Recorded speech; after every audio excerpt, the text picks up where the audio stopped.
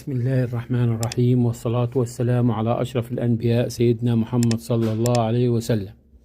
ازيكم عاملين ايه؟ يا رب تكونوا بخير وبصحة وسلامة وسعادة يا أحلى متابعين في الدنيا.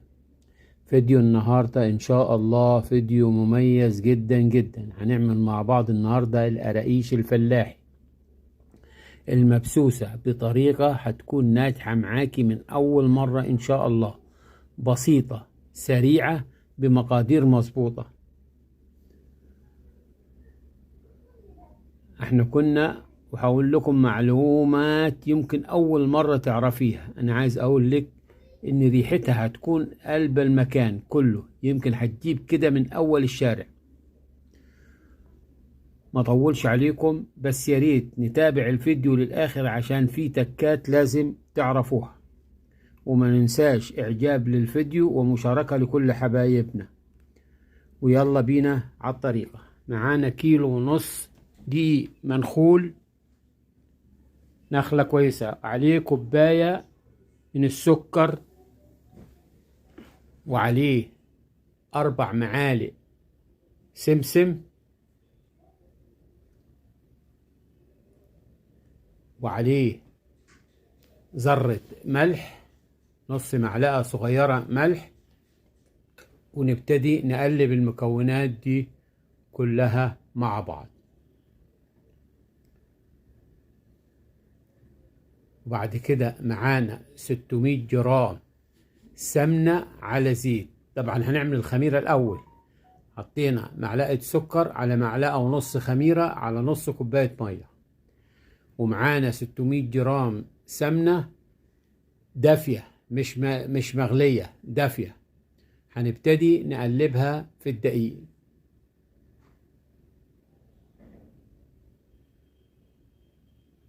لحد ما تتداخل كلها، وبعدين نبسها زي ما بنبس الكحك بالظبط.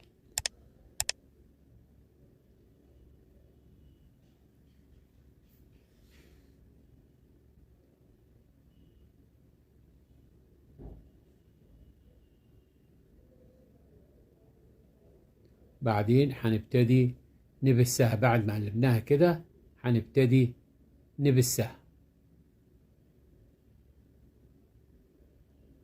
لحد كل دقيق ما يشرب السمنة وتبقى زي الرملة المبلولة كلها كده. هنبتدي نبسها وندخل السمنة في كل دقيق، وكل دقيق يشرب من السمنة. هتاخد العملية دي بتاع 5 دقايق معانا عشان يديكي قراقيش ناعمة وريحتها تجنن.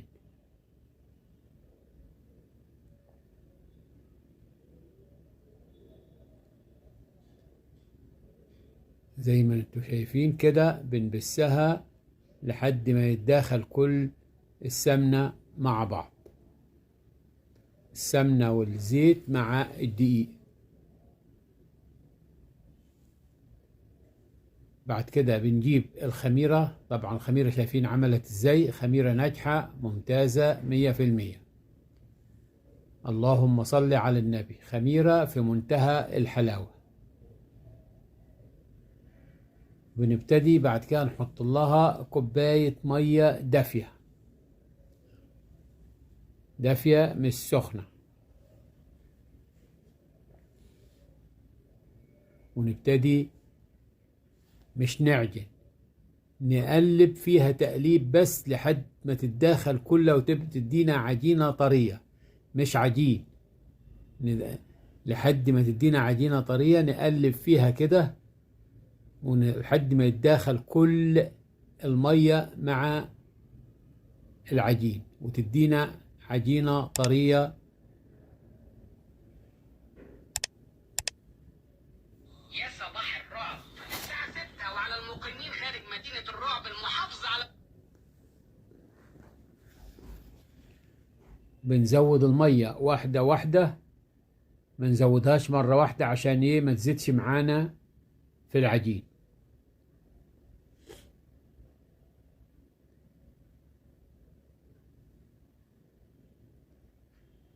اهو زي كده. زود، هي اخدت معايا 2 كوباية.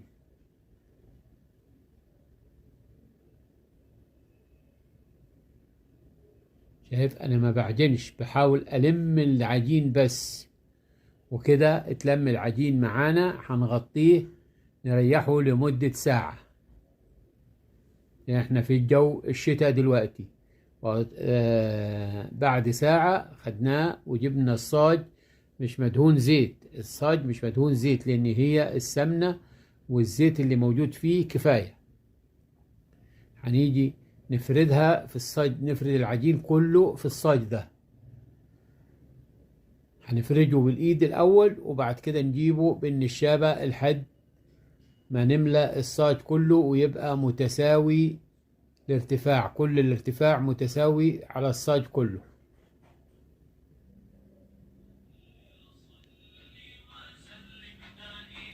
هنفرده كله في الصاج بالشكل ده.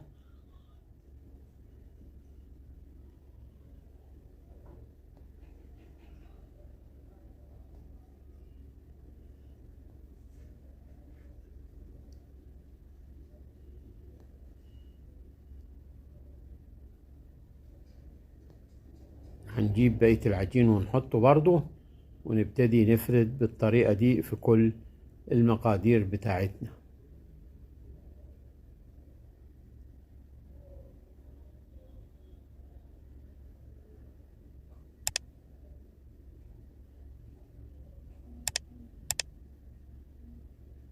كده فردنا كل الكمية. هنجيب بقى النشابة ونبتدي نساوي كل العجين مع بعض.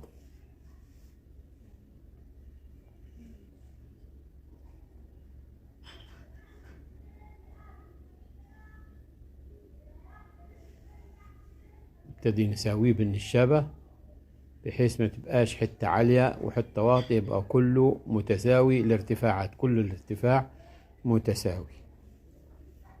وبعد كده بنجيب حبة البركة والسمسم، نبتدي نرشهم من فوق. شينا حبة البركة وبعدين هنرش السمسم، وبعدين نمشي بالنسابة عشان كله يثبت في العجين.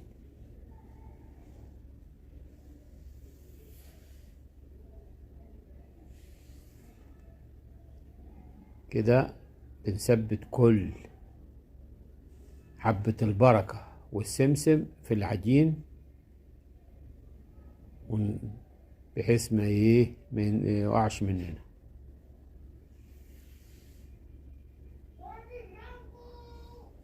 وبعد كده بنسيبه، بنقطعه في الأول، نقطعه سمبوكسات وبعد كده بالطول.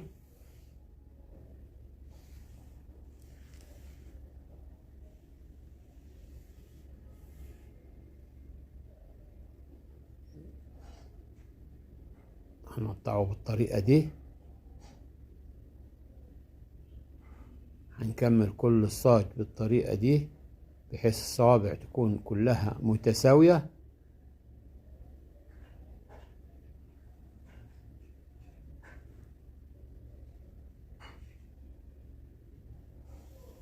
كده كملنا الصاج كله. هنبتدي نقطعها بخطوط مستقيمة في صوابع قد بعض.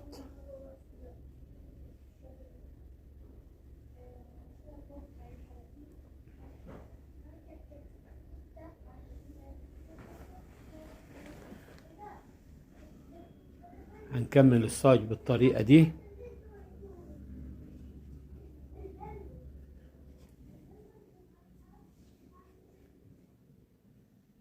بعدين نسيبه يخمر لمدة ساعة برضو تاني. وكده خمر معانا. هندخله على فرن يخمر معانا بالطريقة دي. هندخله على فرن 180 درجة، وهنبتدي اهو كده استوى معانا. شايفين طالع كل واحدة بوحدته.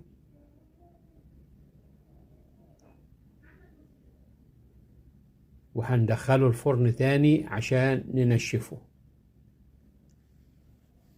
عشان ينشف معانا ويدينا صوابع مقرمشة وناعمة وهشة وطعمها خطير وريحتها جايبة من أغلى الشارع دلوقتي، البيت كله شم الريحة بتاعتها.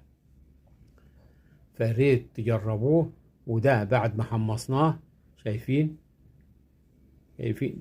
مقرمش ازاي؟ يا ريت تجربوه وتقولوا لي رأيكم ايه فيه، وتقولوا لي بتتابعوني منين. وإلى اللقاء في فيديو جديد إن شاء الله، والسلام عليكم ورحمة الله وبركاته، وإلى اللقاء في فيديو جديد إن شاء الله.